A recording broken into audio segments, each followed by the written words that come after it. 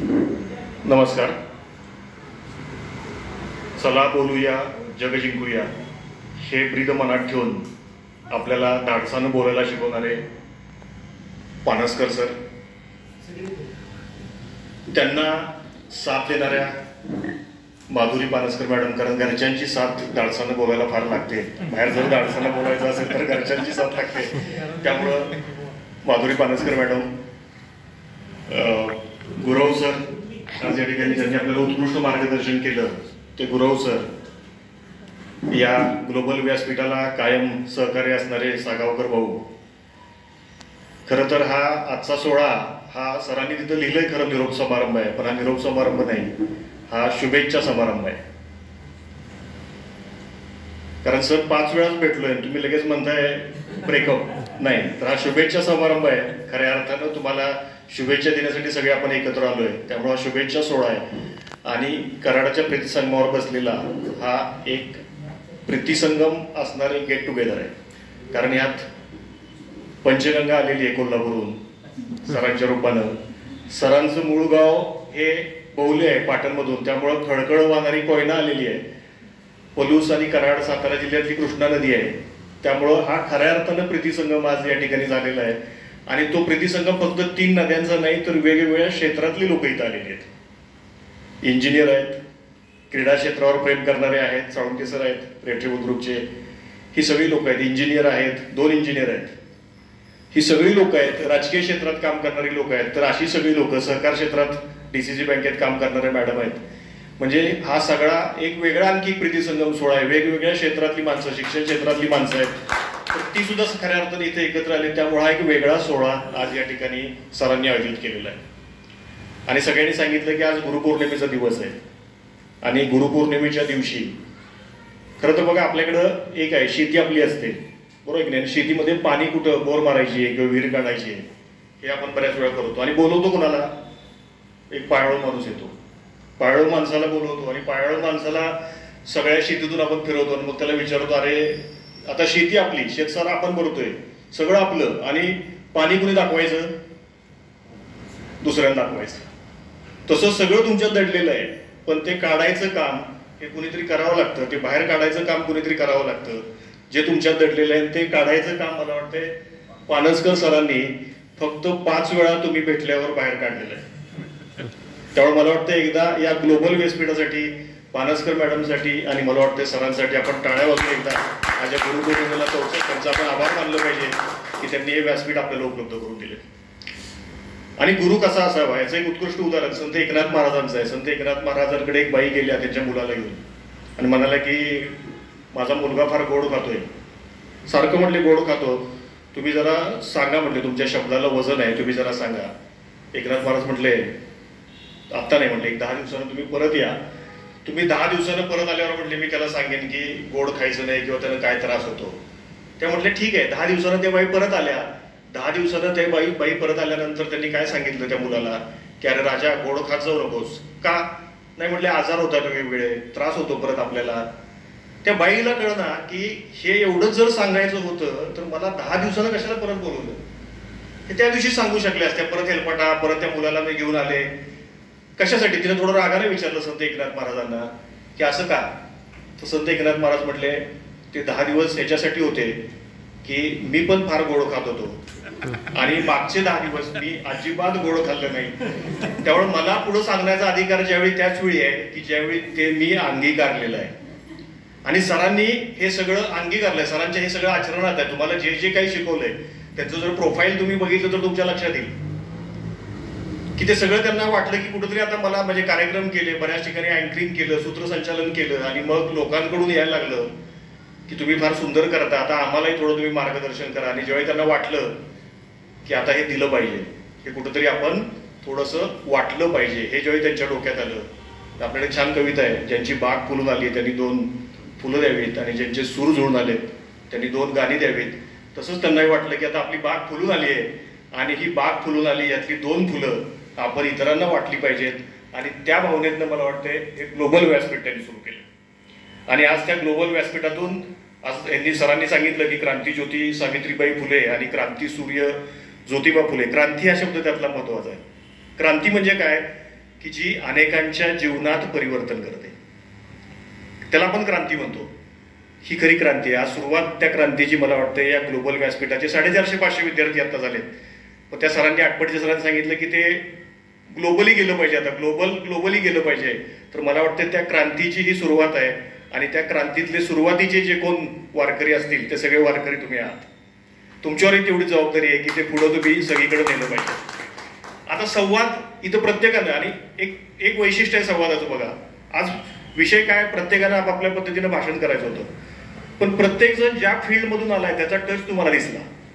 बघा तुम्ही जर बारकाईने बघितलं, आज आता सर बोलले त्यांच्या भाषणाला थोडासा इंजिनिअरिंगचा टच आहे. तुम्ही जर बघितलं तर आज मॅडम बोलल्या, त्यांनी शेवट काय केला, जय सहकार. म्हणजे प्रत्येक जण आपण ज्या क्षेत्रातून आलोय त्या क्षेत्रातला टच त्या भाषणाला येतो. ह्यांनी भाषण केलं साळुंखे सरांनी, त्यांच्याकडं आत दडलेला जो क्रीडापटू आहे तो क्रीडापटू कुठंतरी बाहेर येत होता. सय्यद सरांनी भाषण केलं, त्याच्यामध्ये एक हॉटेल व्यावसायिक, मग त्यांनी तर सांगितलं की मी भाषण तयारच केलेलं नव्हतं. मी बघितलं इथं आल्यावरती काहीतरी लिहित होते, पण भाषण सुंदर झालं. कारण का, आतनं आलं. म्हणजे कंटेंट आणि इंटेंट हे ज्यावेळी मॅच होतं, कंटेंट म्हणजे तुम्ही काय बोलताय आणि इंटेंट म्हणजे ते किती आतनं आलंय, हे ज्यावेळी मॅच होतं त्यावेळी ते समोरच्याला प्रभावी दिसतं. त्यांचं भाषण प्रभावी झालं. त्याला कारण होतं की त्यांचा कंटेंट आणि इंटेंट हा दोन्ही काय होता, मॅचिंग होता. त्यामुळे ते तुम्हाला प्रभावी झालं. तर संवादाचं महत्व खूप आहे. म्हणजे मी ज्या क्षेत्रामध्ये काम करतो, 25 वर्ष झाली आम्ही इथं सीडॅकचा एक कोर्स चालवतो. फुल टाइम कोर्स आहे, रेसिडेन्शियल कोर्स आहे, जिथं मुलं येतात, राहतात आणि कॅन्टीन वगैरे सगळी फॅसिलिटी देत आहे. बाहेरूनही मुलं येतात. म्हणजे मध्य प्रदेशमधून साधारणतः 15-20 मुलं असतात, किंवा उत्तर प्रदेशमधून मुलं असतात, वेस्ट बेंगॉल, त्रिपुरा, इकडून मुलं येतात, राहतात आणि कोर्स कम्प्लीट झाल्यानंतर त्यांना आम्ही प्लेसमेंट करता. पुण्यामध्ये आम्हीच प्लेसमेंट देतो, कंपन्या येतात. आणि मग बऱ्याच वेळा असं जाणवतं की 10वीला 12वीला मार्क कमी आहेत, 65-70% आहेत. पण तो मुलगा कम्युनिकेशन स्किल्स चांगले असल्यामुळं दुसरा मुलगा ज्याला 80-85% आहेत तो प्लेस होत नाही. पण 65-70% वाला मुलगा हा प्लेस होतो. का, तर त्याच्याकडे काय आहे, कम्युनिकेशन स्किल आहे. तुम्हाला खूप काही येतंय पण तुम्हाला मांडायलाच ते येत नाहीये. तुमच्या ज्ञानाला किंमत नाही. ऍप्लिकेशन ऑफ नॉलेज जे आपण म्हणतो ते मांडता आलं पाहिजे. ते जर मांडता यांनी सांगितलं कार्यक्रम करायचा आम्ही कुठंच नाही, म्हणजे फोटो शोधलं तरी सापडत नाही कुठंच, अशी परिस्थिती का, तर आपण बोलत नाही. आपण फक्त दुसरं काम करतो. आणि आज ग्लोबलच्या माध्यमातून तुम्हाला व्यासपीठ मिळालंय. सरांनी सांगितलं की श्रद्धांजलीला बोलवत आहे, चांगलं आहे. हसायला माणसं मिळतात, रडायलाच माणसं मिळत नाहीत आज. त्यामुळं यायला लागते. त्यामुळं मला वाटतं की आपली वेगळी ओळख समाजात तयार होते. आणि मला वाटतं त्याचं सगळं श्रेय जे आहे ते ग्लोबलला जातं. त्यामुळे या संवादाचं महत्व फार आहे. एका ठिकाणी चोरी होते एका राजाच्या इथं, आणि राजवाड्यात चोरी झाल्यानंतर तो राजा लगेच सैनिक पाठवतो. मग तो चोराच्या पाठीमागे जावा, कुठे गेलेत बघा चोर. चोर जातात पळत पळत पळत. एका ठिकाणी साधू बसलेला असतो. तिथं विचारतात, ए साधू महाराज तुम्ही चोर कुठे गेले ते बघितलं का? साधू महाराज तपश्चर्या चालू आहे, त्यांनी फक्त असं केलं, इकडे गेले. परत दुसरा एक माणूस येतो. तो विचारतो, साधू महाराज आपण चोर कुठे गेले ते बघितले का? डोळे उघडत नाही. राजा येतो परत. राजा येतो, म्हणतो साधू महाराज क्षमा असावी, मी तुमच्या तपश्चर्येमध्ये थोडासा भंग आणला, पण अशाशी चोरी माझ्या राजवाड्यात झालेली आहे आणि आपण चोर कुठे गेले हे आम्हाला सांगू शकाल का? राजा असा हात करतो. राजा मग तो तोंड उघडतो. साधू महाराज डोळे उघडतच नाही. तो फक्त एवढंच म्हणतो, हो तुझे सैनिक अगोदर येऊन गेले, त्यांना पण मी रस्ता दाखवलाय. तुझा प्रधान नंतर येऊन गेला, त्याला पण मी रस्ता दाखवला. आणि आता राजा तू स्वतः आलायस, तुलाही मी रस्ता दाखवतो. ते चोर इकडे गेले.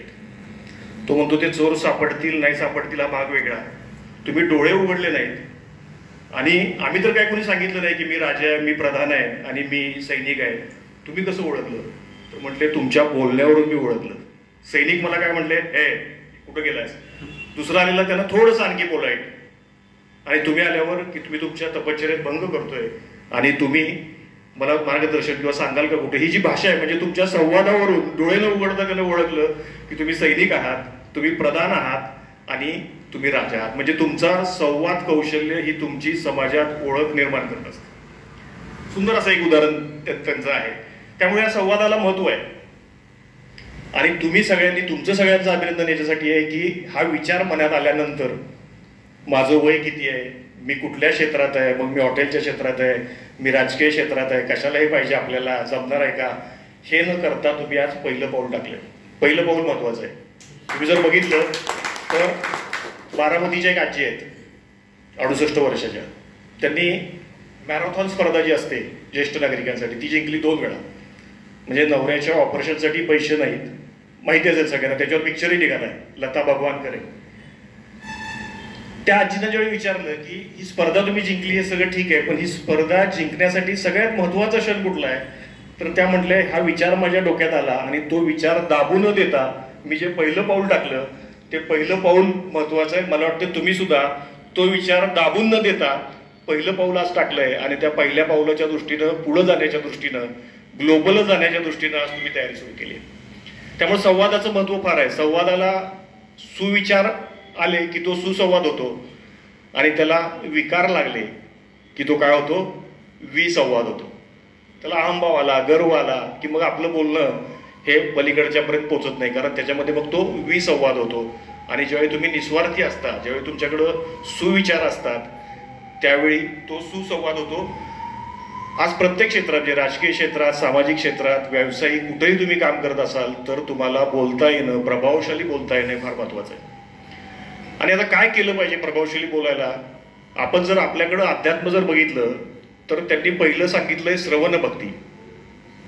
तुम्हाला ऐकलं पाहिजे चांगलं. आता आपण ऐकण्याच्या पलीकडे जाऊ, कारण आपल्याकडं ऐकणं आहे, म्हणजे आता वाचणं आलं आणि आता सोशल मीडिया असल्यामुळं बघणं आलं. तुम्ही चांगलं ऐकलं पाहिजे, वाचलं पाहिजे, बघितलं पाहिजे, तर तुम्ही चांगलं बोलू शकाल. कारण श्रवण भक्ती पहिली येते आणि मग कीर्तन भक्ती आहे.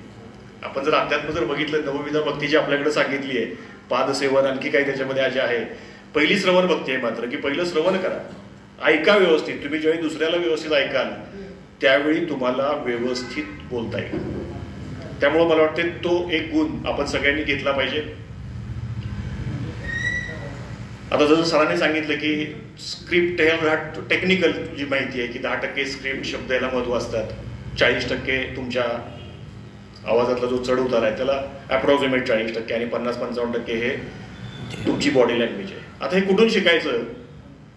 मला वाटतं आपण जर बघितलं तर आपल्याकडे ऐतिहासिक नाटकं आहेत बघा. व्हॉइस मॉड्युलेशन, रायगडाला जेव्हा जाग येते बघा, इथं ओशाळला मृत्यू, ही नाटकं जर बघितली तर तुमच्या लक्षात येईल की व्हॉइस मॉड्युलेशन हे काय, बॉडी लँग्वेज कशी असली पाहिजे. किंवा अगदी हसवा पसवी हा दिलीप प्रभुरावांचा एक पात्री प्रयोग आहे. म्हणजे त्यांनीच 5 पात्रांना, आता तो पुष्कर श्रोत्र यांनी केला आहे. एकच माणूस 5 भूमिका वेगवेगळ्या करतो.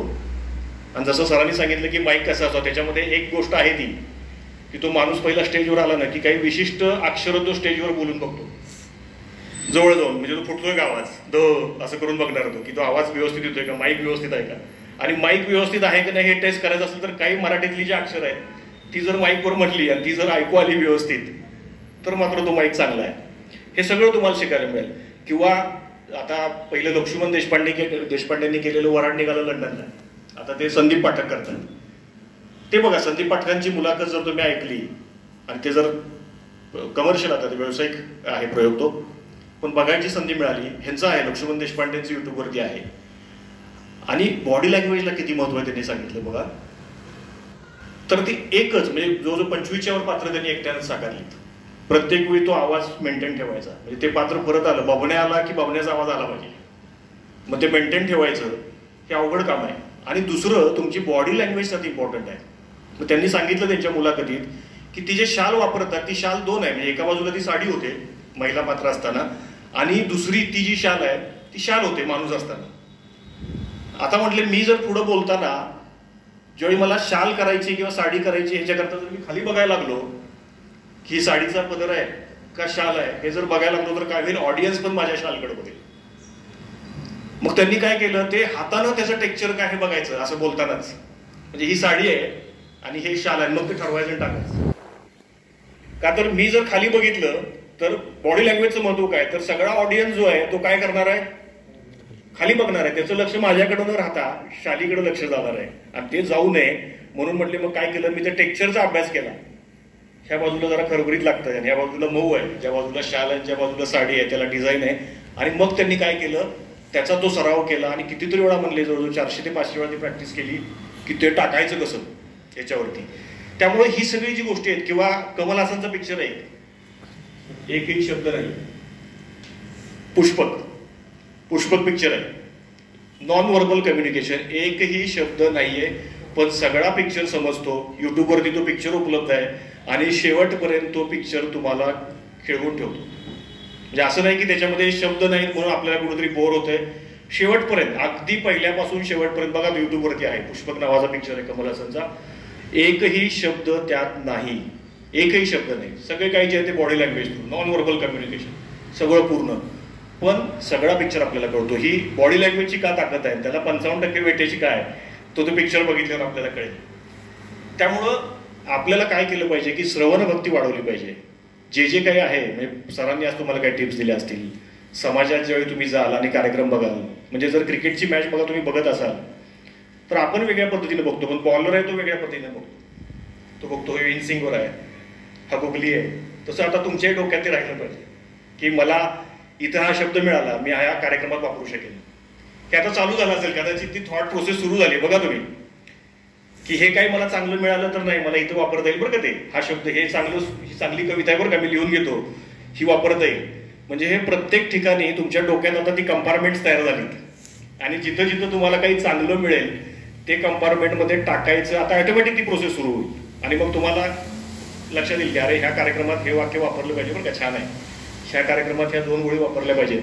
ही प्रोसेस आज सुरू झाली आणि मला वाटतं ती प्रोसेस तुम्ही कंटिन्यू ठेवली पाहिजे. आणि आपल्याकडे खूप काही, म्हणजे युट्यूबवरती आज खूप प्रत्येकाची, कुणाची शैली आपल्याला कॉपी करायची नाहीये, पण प्रत्येकाची जी वेगळी शैली आहे त्याचा अभ्यास आपण केला पाहिजे. म्हणजे बघा, प्रत्येक जण आपण जर बघितलं तर अगदी पु ल देशपांडेंचं घ्या, अगदी साधं बोलणं असायचं, एक निरागसता त्यात आहे. आणि हे सगळं करताना सेन्स ऑफ ह्युमर आहे. म्हणजे ती सुद्धा वृत्ती आपल्याकडे असली पाहिजे. सार्वजनिक जीवनात तुम्ही काम करताय, माणसं बऱ्याच वेळा खेचतात. सरांनी सांगितलं, शिक्षक आहे, बोलता येत नाही म्हणतात माणसं. पु ल देशपांडे एका कार्यक्रमाला गेले, चित्रकलेचं प्रदर्शनाचं उद्घाटन. पु ल देशपांडे बसलेत आणि निवेदक जो आहे, म्हणजे सरांनी फार छान सांगितलं की जेव्हा तुम्ही निवेदन करता त्यावेळी खरं तर तुम्हाला जो माणूस आला त्याची पूर्ण माहिती असली पाहिजे. त्याला थोडीशी माहिती थोडीच काढली होती. ऍक्च्युली पु ल देशपांडे जो चांगले चित्रकार आहेत, त्या माणसाकडे ती माहिती नव्हती. तो माणूस काय म्हणाला, त्यानं सुरुवात केली की आज आपल्याला लाभलेले, उद्घाटनासाठी लाभलेले जे प्रमुख आहेत, प्रमुख पाहुणे जे आहेत, ते चांगले साहित्यिक आहेत, पण चित्रकलेशी त्यांचा काही संबंध नाही. त्यांनी आतापर्यंत एकदा तरी ब्रश हातात घेतलाय की नाही म्हटले मला माहित नाही, कदाचित घेतलेला नसावा.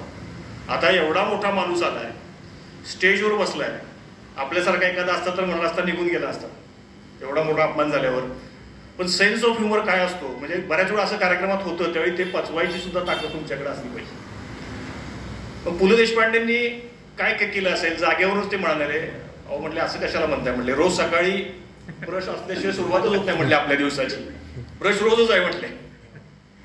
म्हणजे किती सेन्स ऑफ ह्युमर आहे आणि पचवण्याची ताकद. म्हणजे मी एवढा मोठा साहित्यिक आहे, हे नसताना सुद्धा तो जो सेन्स ऑफ ह्युमर आहे, तो सेन्स ऑफ ह्युमर सुद्धा कुठंतरी तुम्हाला जर सार्वजनिक जीवनात जर यशस्वी व्हायचं असेल तर तो केला पाहिजे. कारण असे प्रसंग होणार.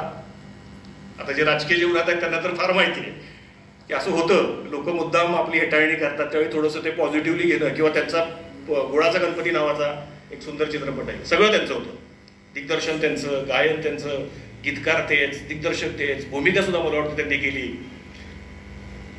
आणि पिक्चर पडला. पिक्चर पडल्यावर पत्रकारांनी गेले, पत्रकार थोडंसं हे करायला बघायला वगैरे, तर कोण नाही, पु ल देशपांडे 4-5 माणसंच आहेत. आणि विचारलं, अहो म्हटले तुम्ही एवढा चांगला चित्रपट काढला, सगळं तुम्ही केलंय, गीतकार तुम्ही आहात, संगीतकार तुम्ही आहात, दिग्दर्शक तुम्ही आहात, पटकथा तुम्ही लिहिली आहे, असं असताना सुद्धा म्हटले चित्रपट पडला, हे कसं काय? म्हटले माझी जाहिरात करताना थोडी चूक झाली. म्हटले काय चूक झाली? तर म्हटले मी वरती लिहिलंय, जो गुळाचा गणपती पिक्चर जो आहे त्याच्यामध्ये मी वरती लिहिलंय म्हटले की सबकुछ पुलं. त्यामुळे म्हटले दिग्दर्शक मीच, निर्माता मीच, गीतकार मीच आणि सगळ्यात शेवटी म्हटले प्रेक्षक पण मीच. त्यामुळे म्हटले लोकांनी म्हटले बहुतेक ते समजून घेतलंय सबकुश पूर्ण म्हणजे हेच बघायला जाणार आहे, आपण काय बघायला जायला नको. मला वाटतं हा जो एक स्पोर्ट्स स्पिरिट आहे, खिलाडू वृत्ती जी आहे, ती खिलाडू वृत्ती जर सार्वजनिक जीवनात आपल्याला काम करायचं असेल तर आपल्याकडे असली पाहिजे. प्रत्येक वक्ता त्याचा अभ्यास केला पाहिजे. म्हणजे full stop, pause, Atal Bihari वाजपेयींचा पॉज किती प्रभावशाली वापरायचे ते तुम्ही जर बघितलं. मग त्यांना टीका करायचे लोक काही की फारच मोठा पॉज घेतात म्हणून, पण तो पॉजमुळं त्यांचं भाषण किती प्रभावशाली व्हायचं, इतरांपर्यंत पोचायचं. अशा असंख्य उदाहरण आहेत. प्रकात्रे उभा राहिले की दोन्ही हात कमरेवर असायचे आणि सगळा ऑडियन्स ताब्यात घ्यायची. एक वेगळी देहबोली त्यांची होती. आणि मग शब्दातनं म्हणजे त्यांचं त्यावेळी मामा वरेरकर म्हणून जे नाटककार होते त्यांच्याशी त्यांचं थोडंसं तात्विक मतभेद होते. आणि मग एका कार्यक्रमात ते म्हणाले की या महाराष्ट्रात सगळ्यात मोठा नाटककार जर कोण असेल तर तो म्हणजे मामा वरेरकर. लोकांना कळलं की हे रोज टीका करतायत आणि आज एकदम यांनी त्यांचं कौतुक केलंय. टाळ्यांचा कडकडाट झाला. ते थांबले आणि थोड्या वेळात ते म्हणाले असं त्यांचं स्वतःचं मत आहे. त्यामुळं हा जो एक हजरजबाबीपणा आहे तो हजरजबाबीपणा सुद्धा आपल्याकडं आला पाहिजे. वपू काळे आपल्याला माहिती आहेत. मी उदाहरण यासाठी देतोय की शिकण्यासारखं यांच्याकडून खूप आहे आणि ते तुम्हाला वापरता येईल सगळ्या ठिकाणी. वपू काळेंचं निवेदन हे उत्कृष्ट असायचं. म्हणजे त्यांच्या कथा आपण ऐकल्यात बऱ्याच. एका गाण्याच्या कार्यक्रमाला त्यांना बोलवलं की तुम्ही गाण्याच्या मध्ये आपल्याला निवेदन करावं लागतं, गाण्याची पार्श्वभूमी काय आहे, गाणं कोणी म्हटलंय. तर त्यांना बोलवलं आणि ते इतकं सुंदर बोलायला लागले मध्ये ते जे निवेदन आहे. आणि तो कार्यक्रम बघा म्हणजे संवादामध्ये किती ताकद आहे. तो कार्यक्रम असा झाला की लोकांना परत परत वाटायला लागलं की हा कार्यक्रम यांच्या निवेदनाचा आहे आणि ह्यांना मध्ये विश्रांती मिळावी म्हणून गाणी ठेवलीत. म्हणजे ऍक्च्युली निवेदन हे गायकाला विश्रांती मिळावी म्हणून मध्ये असतं, पण लोक वाट बघायला लागली की गाणं कधी संपतंय आणि वपू काळे पुढच्या गाण्याविषयीचे त्यांच्या वेगळ्या शैलीचे निवेदन करतायत ते निवेदन आम्हाला कधी ऐकायला मिळतंय. म्हणजे कार्यक्रमाचा नूर पालटून गेला. निवेदनाचा कार्यक्रम झाला आणि मध्ये निवेदकाला विश्रांती मिळावी म्हणून गाणी मध्ये पेरली. अशा पद्धतीनं ही एक वेगळी शैली प्रत्येकाची आहे. तर मला वाटतं किंवा प्राचार्य शिवाजीराव भोसले आपल्याकडचे फलटणचे जे आहेत एक वेगळी शैली आहे. बघा त्यांची सगळे युट्यूबवरती उपलब्ध आहे. जर आपण ऐकलं तर आपल्या लक्षात येईल की सुरुवातीला आपल्याला वाटतं त्यांचं जर भाषण आपण ऐकलं तर लक्षात येईल की एक सुरीपणा आहे त्यात, मोनोटोनस ज्याला आपण म्हणतो. पण ते मोनोटोनस स्पीच सुद्धा एक पहिली 10-15 मिनिटं आपल्याला वाटतं अरे हे काही आपल्याला पकडत नाही बरं का, किंवा आपण गुंतत नाही आहात. पण 15-20 मिनिटानंतर तुम्ही आपोआप ऑटोमॅटिक त्यात गुंतत जाता आणि मग ते तुम्हाला प्रभावी वाटावं लागतं. एक वेगळी शैली आहे. तुम्ही जर त्यांचा अभ्यास केला एक सुरी फुल स्टॉपला थांबत तुम्ही जर बघा त्यांचं म्हणजे त्यांची शैली अशी आहे ती की शिकागो येथे धर्मपरिषद भरली होती, सारे वक्ते आपले विचार मांडत होते. अशा वेळी स्वामी विवेकानंद बोलायला उभे राहिले. वक्त्याच्या शेजारी एक दिवा ठेवलेला होता. प्रत्येक वक्त्याच्या चेहऱ्यावर त्या दिव्याचा प्रकाश पडत होता, पण वक्त्याचा प्रकाश कुठंच पडत नव्हता. अशा परिस्थितीत स्वामी विवेकानंद बोलायला उभे राहिले आणि त्यांनी सगळ्यांना मार्गदर्शन केलं. सुरुवातीचेच त्यांचे शब्द माय ब्रदर्स अँड सिस्टर्स या शब्दानं सारा व्यासपीठ त्यांनी जिंकून घेतलं आणि टाळ्यांचा कडकडाट झाला. कुठंही पॉज चालूच. एक वाक्य झालं की पण त्यात तुम्ही गुंतत जाता. एक वेगळी शैली आहे. त्यामुळं अशा सगळ्या ज्या शैली भाषणाच्या आहेत मला वाटतं आपली युनिक शैली आपण डेव्हलप केली पाहिजे.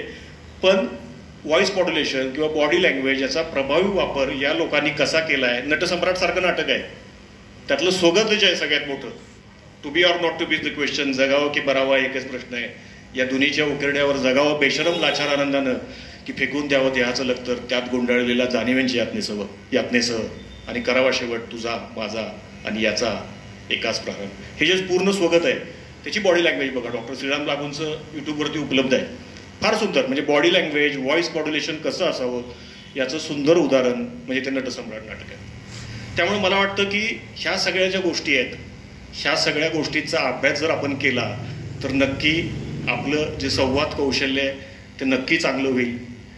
स्क्रिप्ट जे आहे ते स्क्रिप्टला सुद्धा म्हणजे जे आपण शब्द मांडतो त्याला सुद्धा मग मी सांगितलं तसं की आपलं वाचन चांगलं असलं पाहिजे.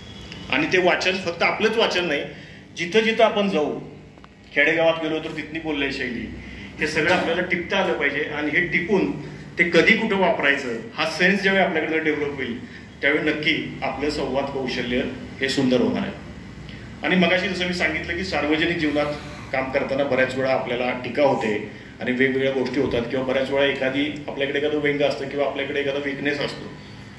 त्या विकनेसला सुद्धा स्ट्रेंथ करायची ताकद आपल्यामध्ये असली पाहिजे. MBAचं एक उदाहरण आहे. MBAचा एक क्लास आहे MBA मार्केटिंग. आता MBA मार्केटिंग म्हणजे काय?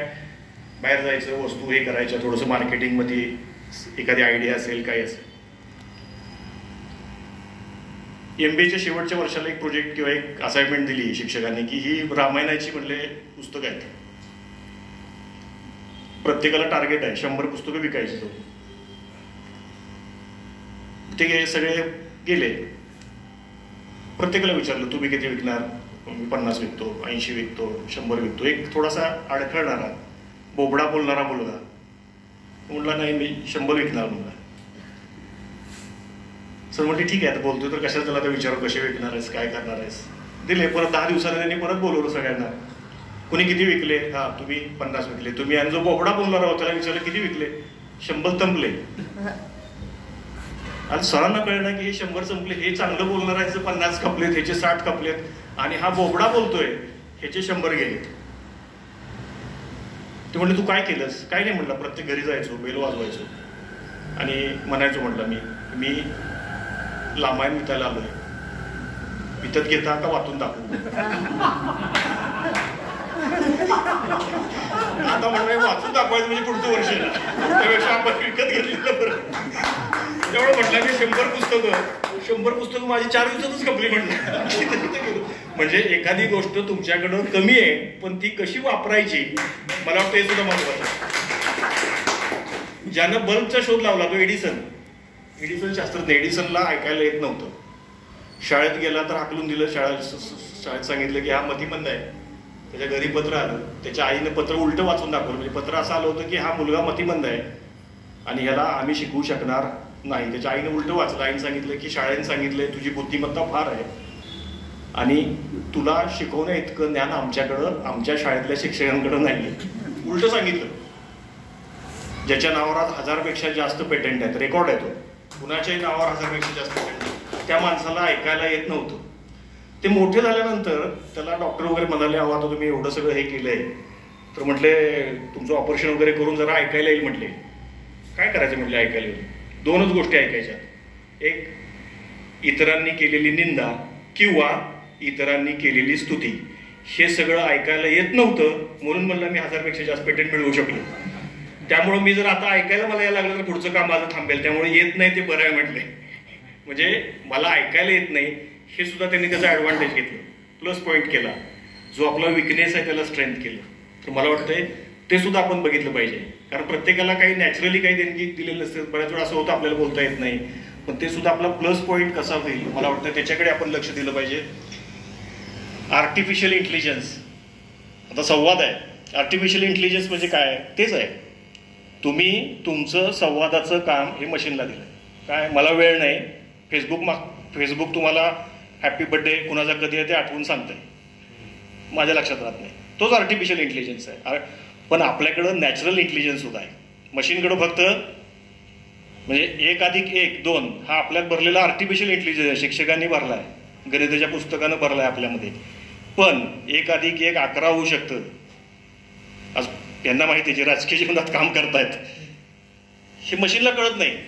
मशीनला फक्त 1+2 माहिती आहे, 1+1 11 आपल्याला माहिती आहे. आपल्याकडे ज्या वेगळी बुद्धिमत्ता आहे, जो नॅचरल इंटेलिजन्स आहे, त्याला माहिती आहे की 1+1 11 सुद्धा होऊ शकतं. तसंच कम्युनिकेशनचं आहे की हा आर्टिफिशियल कम्युनिकेशन, हा कृत्रिम संवाद फेसबुकवर आहे, हे सगळं कृत्रिम संवाद आहे. सरांनी तुम्हाला जे शिकवलंय तो नैसर्गिक संवाद आहे, नॅचरल संवाद आहे तो. आणि तो संवाद जसं मगाशी मी सांगितलं कधी प्रभावशाली होईल? तुमचं कंटेंट आणि इंटेंट म्हणजे शब्दच फक्त नाही, तुमची overall body language, voice modulation हे ज्यावेळी त्याला मॅचिंग असेल तरच ते पुढच्याला खरं वाटणार आहे. त्यामुळं त्याच्यावरती प्रयत्न केला पाहिजे. तो प्रयत्न जर करायचा असेल तर ह्या सगळी जी काही आपल्याकडे आज उपलब्ध आहे, आणि सुदैवानं आज आपल्याकडे उपलब्ध आहे. म्हणजे पहिलं पुस्तक एक आणायचं म्हटलं 94-95चा काळ जर असेल तर एखाद्या माणसाला पैसे द्यायचे, त्याला सांगायचं बाबा, तो मग म्हणायचा मी जातो आज पुण्याला चाललोय, मग तो परत यायचा, पैसे आपल्याला परत द्यावे, मला त्याला वेळच मिळाला नाही आप्पा बळवंत चौकात जायला. पुस्तकं मिळत नव्हती, काही बघायला मिळत नव्हतं. आज सगळं तुमच्याकडे उपलब्ध आहे. तर मला वाटतं आणि तुमच्यामध्ये एक म्हणजे स्पार्क असतो प्रत्येकामध्ये. तुम्ही इथं आलात म्हणजे तुमच्यामध्ये कुठेतरी तो स्पार्क आहे, एक ठिणगी आहे, आणि ती ठिणगी पेटवण्याचं काम हे मला वाटतं पानसकर सरांनी मागचे जे काही 5 सेशन आपले झाले त्याच्यामध्ये केलेले आहेत. आणि मला वाटतं की ती खरी गुरुदक्षिणा असेल सरांना, की तुम्ही जो तुमच्यामध्ये स्पार्क सरांनी पेटवला आहे तो इथं तुम्ही थांबणार नाही, तर तो स्पार्क तुम्ही पुढं घेऊन जाल. जिथं जिथं तुम्हाला संधी मिळेल त्या ठिकाणी तुम्ही तो स्पार्क दाखवाल आणि सरांना सांगाल की आज माझं इथं भाषण झाल्यावर का मी 5 मिनिटं बोललो, एवढ्या सुंदरतेनं बोललो.